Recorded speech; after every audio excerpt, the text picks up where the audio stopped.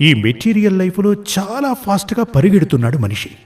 ఇతను బయటకు వెళ్ళి ఓవర్ టెన్షన్ అతనికి ఉంటుంది, ఉద్యోగపరమైనది. సంపాదించాలి సంపాదించాలి అనే ఆ ఆవేశం మనిషిలో ఎక్కువగా ఉంటుంది. తను టెన్షన్తోనే ఇంటికొస్తాడు. ఆ టెన్షన్ కారణం చేత ఈ ఫిజికల్ రిలేషన్ మెయింటైన్ చేయాలన్న ఒక ఆలోచన తనలో ఉండదు. మనిషి మనసులో ఆఫీసు వర్క్, కంప్యూటర్ ఇలాంటివి ఎప్పుడూ తిరుగుతుంటాయి.